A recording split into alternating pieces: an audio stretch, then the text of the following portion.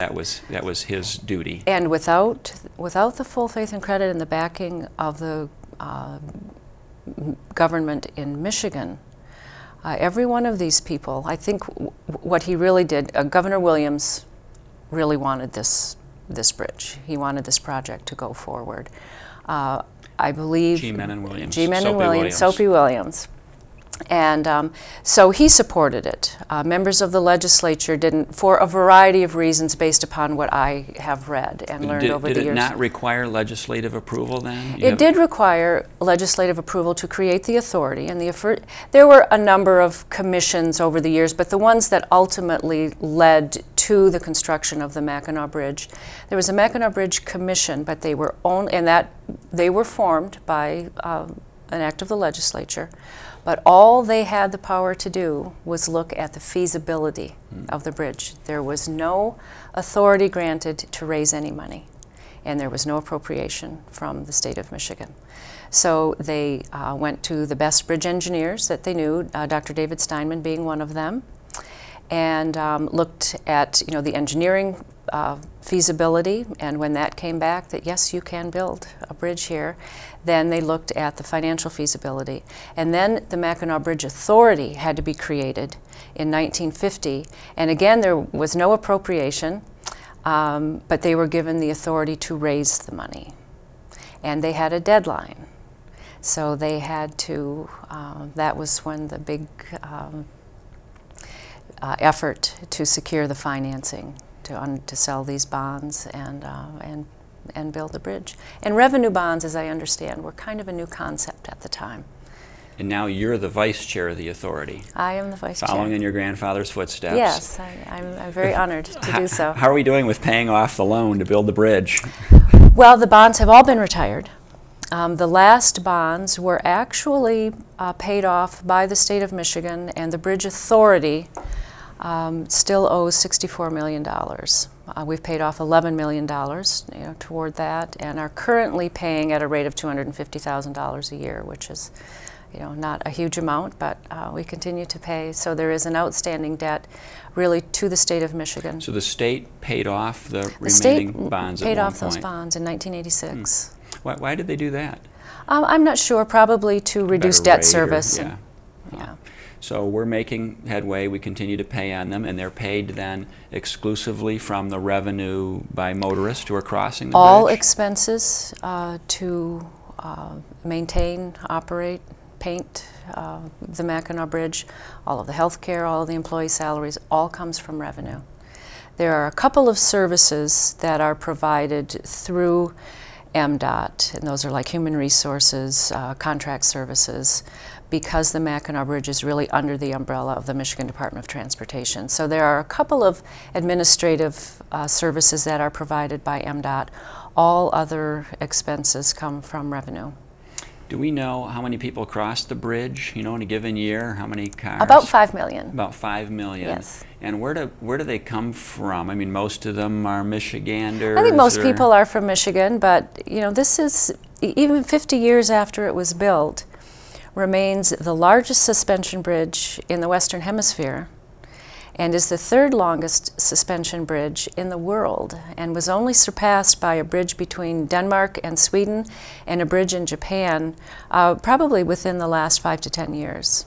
So it was voted by the Civil Engineering Society of North America, their Michigan chapter, the #1 engineering project of the last century. It is a beautiful structure, and it's certainly big, and it's green. Not completely. Most of it. And you mentioned painting. How is painting a constantly ongoing? It is a constant project. And it's important to keep it painted. That protects the You want the to keep it painted. Yeah. We want to keep it painted. Why is it green? Not only for its looks, but does the authority choose the color scheme there?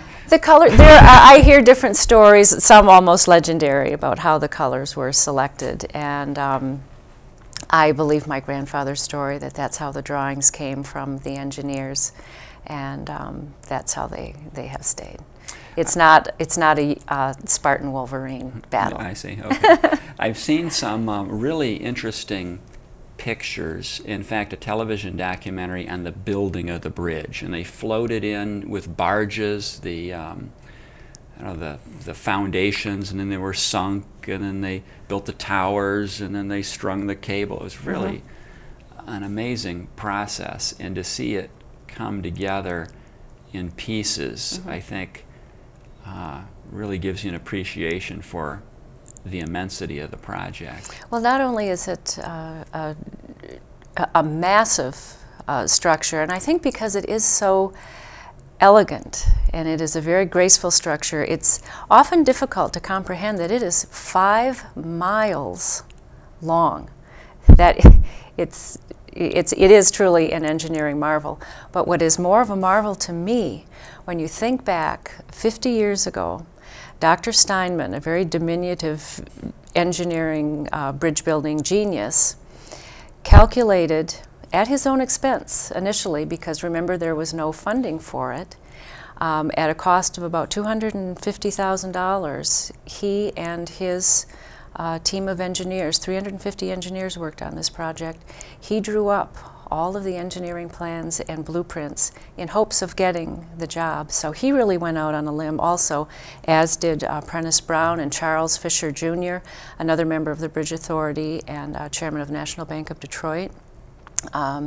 These people risked their reputations, and Dr. Steinman certainly risked his reputation and a lot of his own money. But when you watch those pieces of bridge, the superstructure, the caissons coming up, being sunk, the towers going up, the center span, the span coming together, that man calculated every ounce of concrete, every square inch of steel, every inch of cable, 42,000 miles of cable. It all came together beautifully. You see that centerpiece being floated out, hoisted up, pinned with those rivets. He did that before computers. That entire bridge was in that man's head. That's amazing. And that is really awe-inspiring, and he always considered it his crowning glory. Now, he spoke at the opening. I think I've heard a tape of him. He did. He was very dramatic and added a lot of flourish and emotion to his speeches. Would that have been the June program or the November, do you think? That would likely have been June. The June. Yes. So now we'll come back a little bit to today. So it's November 1st is the 50th, the actual 50th anniversary of the opening of the Mackinac Bridge, and we will be having some celebratory events on November 1st, next Thursday, in St. Ignace at Bridgeview Park. Of course, in July we had 3 days worth of events, and this will be much smaller, but we will be commemorating it. We'll have little souvenir mementos for anyone who crosses the bridge, and birthday cake, and there are some other monuments that will be unveiled in Bridgeview Park on that day. You have the Labor Day Bridge Walk every year, right? How long has that been a tradition for? Well, there has been a bridge walk for 50 years, but it did not begin on Labor Day. I believe the first bridge walk was, I'm not sure if it was in June of '58, but for 50 years there has been a walk across the bridge. When the bridge opened, was it was under Governor Williams. Yes. Was he there for the opening, do you think? He was, in fact, to demonstrate to all of the press and all of the public who were in attendance at the first crossing. He did have to cough up the $3.25, which was a one-way toll at that time. And so there are some fun photographs of that event. He probably wore his bow tie. He always had a bow tie. No one got to, and still has not been allowed to cross for free. So everybody pays. That's good. And you mentioned there was a Governor Van Wagner. Yes. And he would have been governor earlier, before Governor Williams? Yes. I'm not sure his years but he had that been he was governor. A highway commissioner. That's correct. So he obviously had this interest in transportation. I guess my question is, would you know, under Michigan's earlier constitution, we elected the highway commissioner. The people elected the highway commissioner.